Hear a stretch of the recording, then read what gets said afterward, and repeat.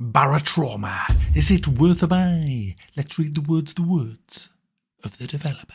Barotrauma is a 2D co-op submarine simulator in space with survival horror and RPG elements. Steer your submarine, complete missions, fight monsters, fix leaks, operate machinery, man the guns, and craft items.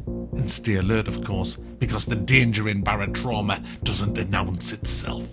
Yes, guys, it's a single-player game with bots if you want, but it's very micro-y if you do that, and quite frustrating. It's pretty much a co-op game at heart, and I've been playing it over a couple of nights with a few guys on Patreon, and it's been hilarious, absolutely hilarious. I should have actually made this as a first impressions review, because I've only got, about 9 hours, 9.5 hours in it.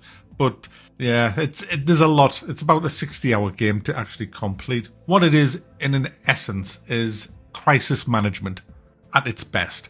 It's about rules on a submarine, coming together as a team to overcome crazy odds. You start off with a basic submarine, you pick your role, there's a tutorial for each role. The different roles are, you've got a captain, there's a medic, there's a mechanic, there's an engineer, there's security, assistant and things like that, and they all have a vital role to play on the sub. And if you screw up your role, people are going to die, man. Probably all of yous. It's quite brutal, the game. I played it on 34% we played it on 34% of medium difficulty, and literally in the first 30 seconds of our first game, as soon as we left the dock, we had a massive fire. We didn't know what we were doing. The engineer put too many rods in the fire, and that set everything on fire downstairs. He got badly burnt. The medic came down with the captain, who knew what he was doing, and was trying to work out whether or not he should put a bandage on him. And I'd found a water pump, and I didn't know what the hell that was doing. I'm fiddling with a water pump while the sub's burning, and one of our crew members is just on fire, pretty much.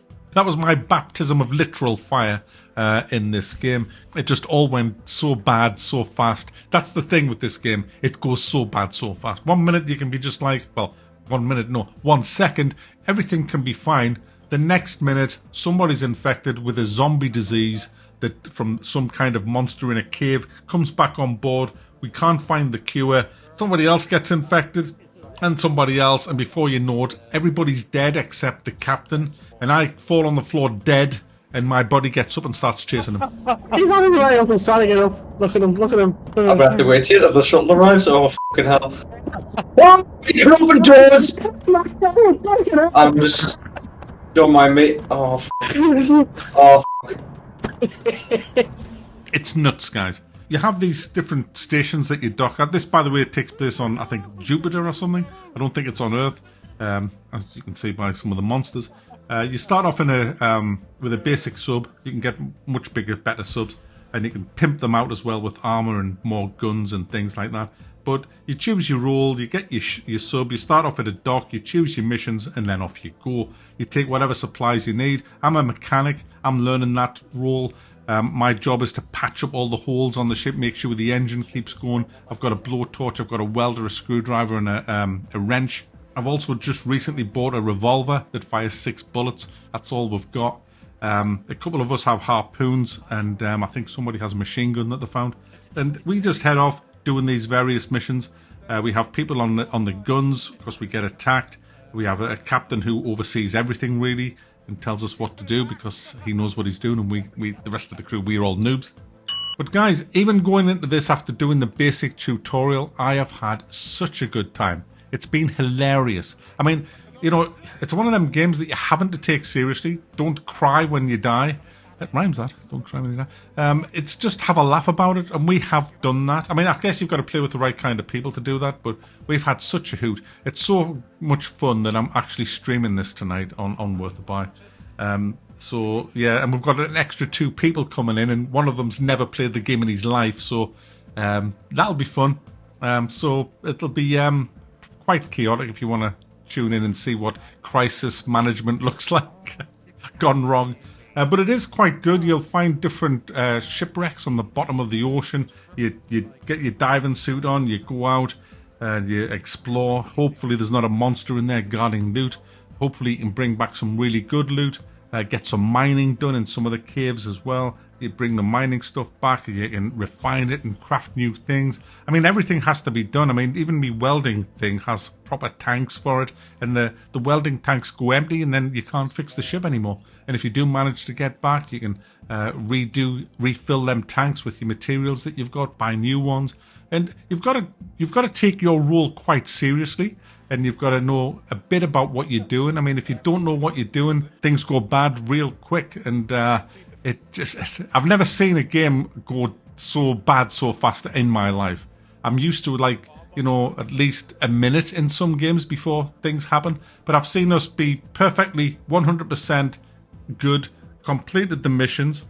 We're on our way home. The sub's in absolute tip-top condition. 30 seconds later, we've got half a hull. We're in diving suits because every room's flooded. A couple of people are dead. It just